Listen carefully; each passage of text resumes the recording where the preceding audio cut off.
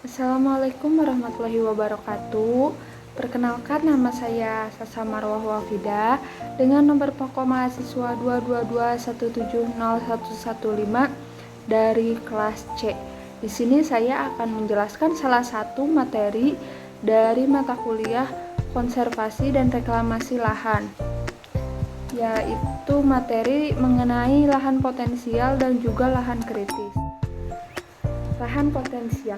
Lahan potensial adalah lahan yang memiliki nilai ekonomi yang tinggi. Dalam arti sempit, lahan potensial selalu dikaitkan dengan produksi pertanian, yaitu lahan yang dapat memberikan hasil pertanian yang tinggi walaupun dengan biaya pengelolaannya yang rendah. Dalam arti luas, lahan potensial dikaitkan dengan fungsinya bagi kehidupan manusia, yaitu lahan yang dapat dimanfaatkan oleh manusia untuk memenuhi kebutuhan hidupnya. Salah satu contohnya yaitu di sekitar saya, yaitu di Kecamatan Ciawi, Kabupaten Tasikmalaya.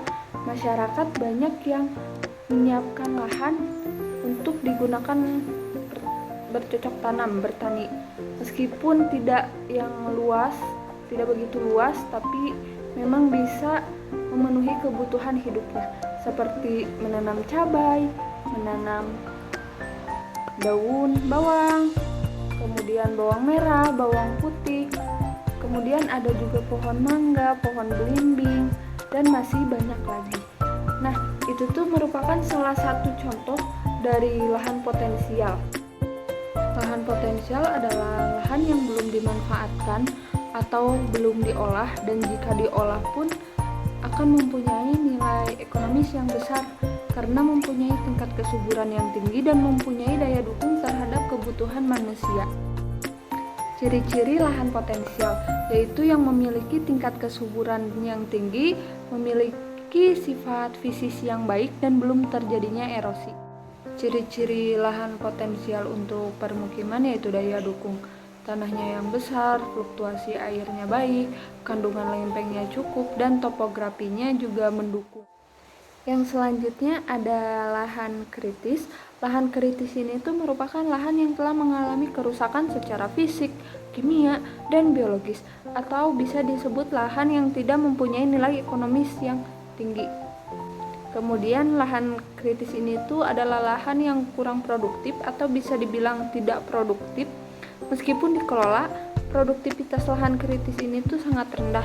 Bahkan dapat terjadi jumlah produksi yang diterima jauh lebih sedikit daripada biaya pengelolaannya. Faktor-faktor yang menyebabkan terjadinya lahan kritis yaitu kekeringan, genangan air yang terus-menerus, erosi tanah, terus pengelolaan lahannya yang emang kurang bagus gitu. Terus masuknya material juga tidak dapat diurai oleh bakteri, misalnya plastik, botol, yang kayak gitu. Untuk di wilayah sekitar saya, lahan kritis ini tuh belum saya temukan, namun saya bisa memberikan contoh lahan kritis ini tuh yang ada di daerah lain.